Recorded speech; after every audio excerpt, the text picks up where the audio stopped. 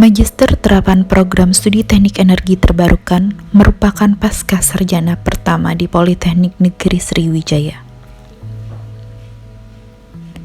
Pada kesempatan kali ini saya akan menjelaskan mengenai penelitian tesis yang berjudul Biofuel dari tandan kosong kelapa sawit melalui proses thermal cracking, absorpsi, dan destilasi. Penelitian ini tidak luput dari bimbingan Profesor Dr. Insinyur Rusdiana Sari MSI IPM, Dr. Insinyur Haji Muhammad Ceriza MT, dan saya sendiri Daya Wulandari. Jumlah produksi perkebunan kelapa sawit di dunia, khususnya Indonesia, terus mengalami peningkatan. Dengan meningkatnya jumlah produksi perkebunan kelapa sawit, maka akan meningkat pula jumlah limbah yang dihasilkan, baik berupa limbah padat maupun cair.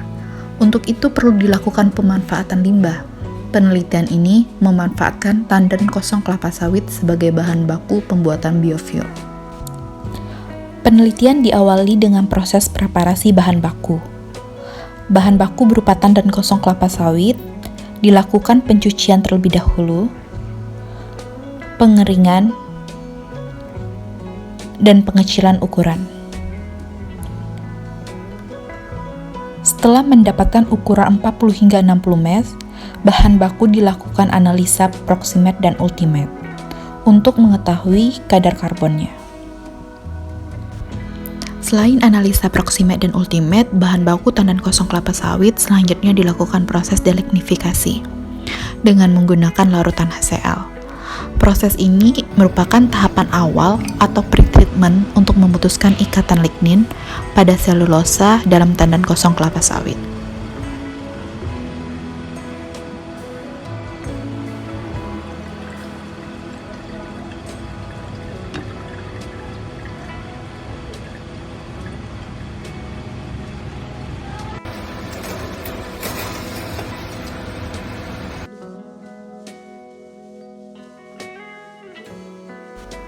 Selanjutnya, sampel tandan kosong kelapa sawit setelah melalui proses deligninifikasi dicek kadar lignin dengan metode Clason.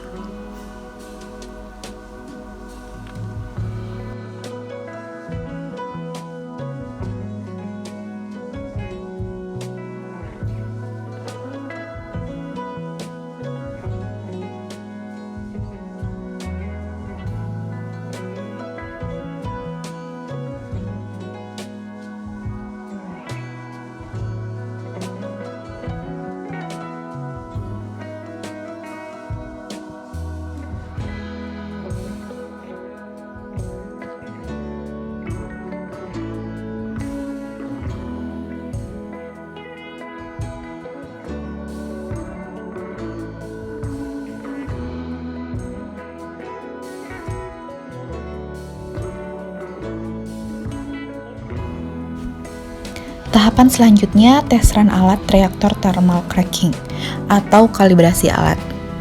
Kalibrasi alat ini menggunakan mediator air sebagai pengganti bahan baku. Tujuan kalibrasi ini adalah untuk mengetahui kondisi dan kemampuan alat, sehingga pada saat running alat dalam kondisi baik.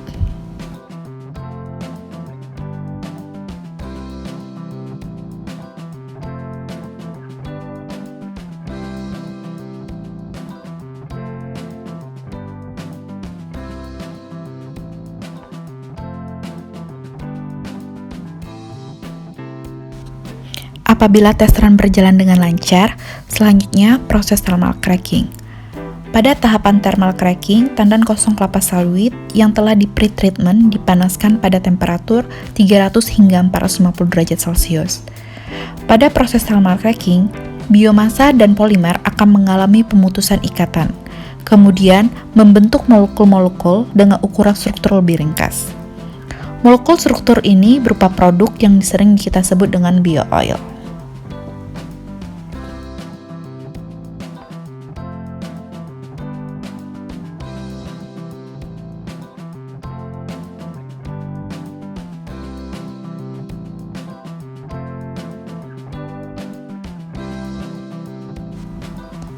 Bio-oil yang dihasilkan akan dipurifikasi melalui tahapan absorpsi dan destilasi.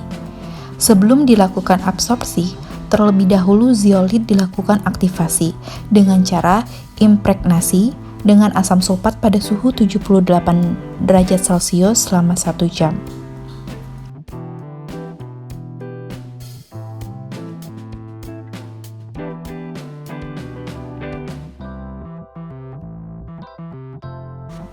Setelah itu, barulah dilakukan absorpsi, perendaman bio-oil dengan zeolit yang telah diaktifasi.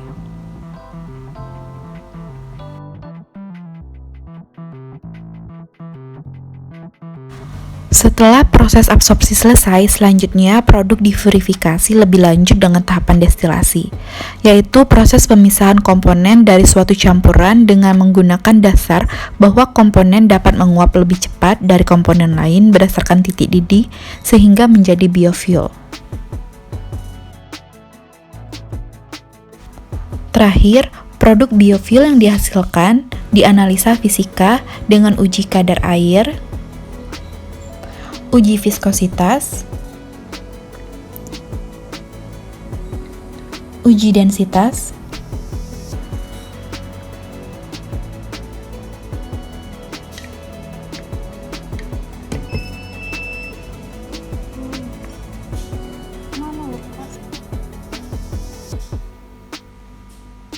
dan titik nyala.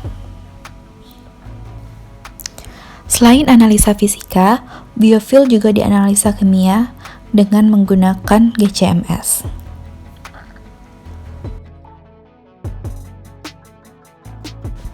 Dari hasil penelitian, dituangkanlah ke dalam tulisan berupa paper.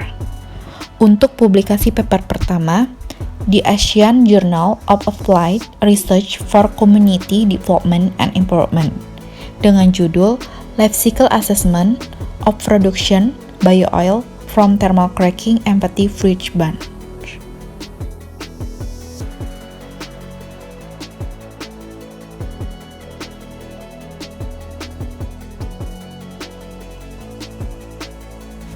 Dan paper kedua publikasi di International Journal of Research in Vocational Studies dengan judul Characterization Biofuel from Empty Fridge Bun Through Thermal Cracking.